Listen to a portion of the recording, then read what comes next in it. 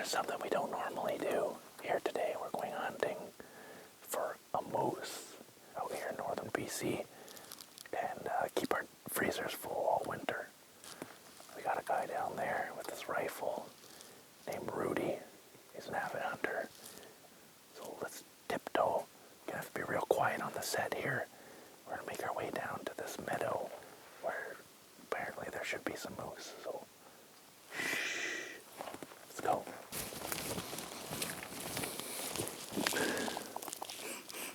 This is not chocolate. It's poop. Moose poop. It's exactly 2 days, 73 hours, 61 seconds old, which means that there's a moose up here.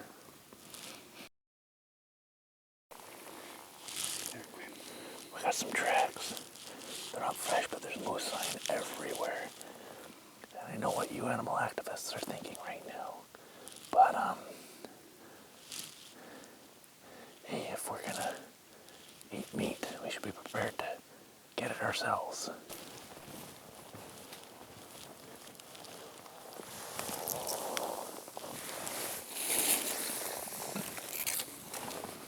Look at this. Now this is a moose. This is an antler. And the difference between an antler and a horn is that antlers grow back every year. So the males will shed their antlers every year, and it'll grow back bigger and larger and better than before. And they're so chock full of nutrients that you can see here already. Small rodents have already chewed away on it because there's just all kinds of vitamins and minerals in there.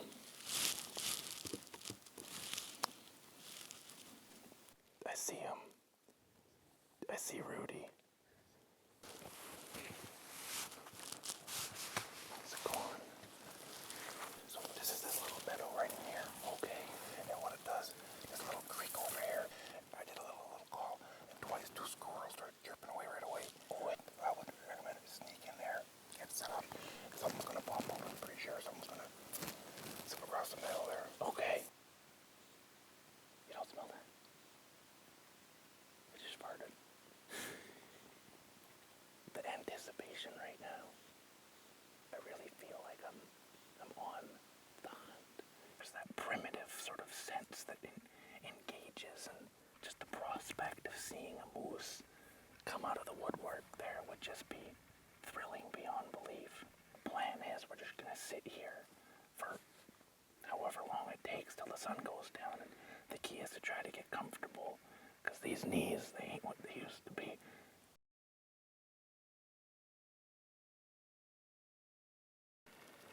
Oh, we've been sitting here for a long time. 4.5, 5 hours. There's not much for signs or tracks around here, so we're gonna head back up to the road that we came in on and keep a keen eye out for something, because we've seen a lot more sign up there, so let's move on up. And there still may be success yet. So this is pretty freaking cool here. This is somewhat of an artifact. Now this used to be how prospectors staked their claim. They would physically come out into an area where they thought it was likely that there was gold or other minerals that were of value. They'd drive a stake into the ground, and then they'd hammer these little metal plates on with their name, the claim name, the locator, the date, and then these date back to 1968. Means there's probably gold in them hills. And the fella goes by the name of Big Joe. Obviously, not a good claim, because it's still a swamp. So, we sat in a swamp for 4.5 hours. Didn't get anything. Oh, it's here. A lumberjack. I've already eaten most of it, but it's about that big. So our strategies change a little bit. The equivalent of 3 loaves of bread. We're going to drive around the rest of the day, eat sandwiches. We got all kinds of processed meat in here. If we see something, we're going to track it down and fire away. So So we finally see a moose, but it's miles away. We think it's a cow. It's still an incredible animal to see in this beautiful backdrop. This nice valley, little river down there, beautiful sort of meadow, swampland, wetland area. And she's just grazing down there, minding her own business. Well, this is super exciting. We've been sitting here for about half an hour watching that one moose on the other side of the river there. And then all of a sudden, we just noticed another one. So there's two down there. Maybe there's three, maybe there's four, who knows? But there's definitely two. And we can see them from here. Pretty sure at least one of them is a bull. But there's just no way of getting there with the daylight that we have. Like, the sun is set.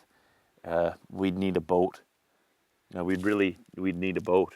Well, it was a long day, but it wasn't without success. We got to see two moose, a bunch of grouse. We're not going home with any meat, so we may be a little hungry this coming winter, but there are still moose and grouse out there thriving in this environment, and that makes me just as happy. Captain Quinn, until next time, keep on adventuring.